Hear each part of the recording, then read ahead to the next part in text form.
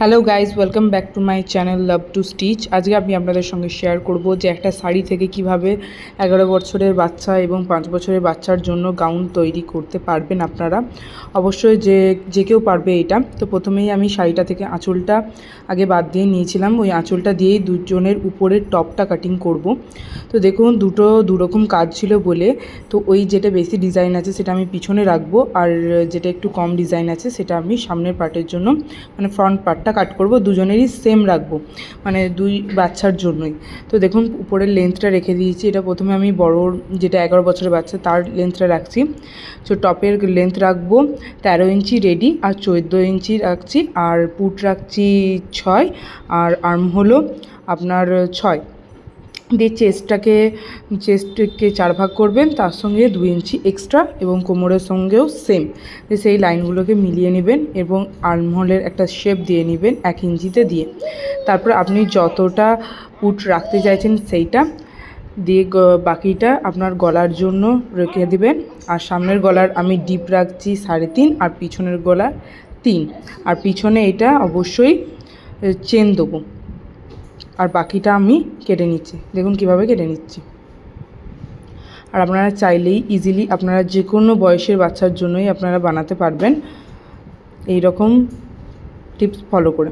তো দেখুন এটা কাটা হয়ে গেছে। এরপর সেম সামনের পার্টটা রেখেই আমি পিছনের পার্টটা কাটিং করে নেব। যেরকম আছে ঠিক সেরকমই, শুধু গলাটা আমি আলাদাভাবে পরে কাটিং করে নেব। এরপর আমি নিচের যেই স্কার্টটা হবে সেই স্কার্টটার মানে যেটা গাউনের নিচের পোর্শনটা হয় সেই বটম পোর্শনটা কাটবো। তো প্রথমেই যেটা আমাদের টপের কোমর হয়েছে সেটাকে 4 ভাগ করে নেবো, দিয়ে যেটা আসবে সেটাকে গোল করে দাগ নিয়ে নেবো যেমন করে রাখছি। এবার যেখান থেকে গোল করে দাগ করলাম ঠিক তার নিচে থেকে যতটা লেন্থ নেব সেই লেন্থটা নিয়ে নেব। আমার এখানে প্রথমে মানে যেটা অরিজিনাল লেন্থ তার থেকে অবশ্যই একটু কম লেন্থ রেখে কাটবেন, কারণ এটা তো ভিতরে থাকবে, কোনো অসুবিধা হবে না, যাতে ভিজিবল না হয় তার জন্য রাখা। এরপর আমি যতটা আমার লেন্থের প্রয়োজন ততটা লেন্থ রেখে বাকিটা কেটে নিচ্ছি। আর এটা আমি আমব্রেলা কাটিংয়ে কাটছি। দেখুন লাস্টে আমি আপনাদেরকে ফটো শেয়ার করে দেবো যে কেমন লাগছে। এটা আমি আমার মেয়েকে পরিয়ে দেখেছিলাম, কাস্টমারকে বলাটা যায় না বলে, তার জন্য। আর অবশ্যই ভিডিওটি ভালো লাগলে লাইক শেয়ার সাবস্ক্রাইব করে পাশে থাকবেন। তো যেটা আমি উপরের টপটা কেটেছিলাম, উপরের টপটার সঙ্গে লাইলিন যোগ করে মানে লাইলিনও কেটে নিয়েছি আলাদাভাবে। এরপর দেখুন যেমন করে কাটিং করেছে ঠিক সেই রকমভাবেই স্টিচ করে নেব।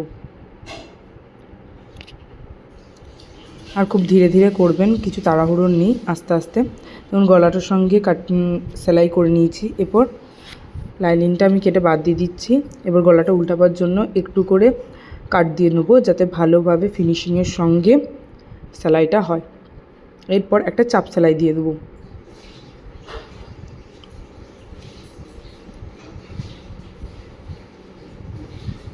আপনারা চাইলেই এই আয়রন করে নিতে পারেন।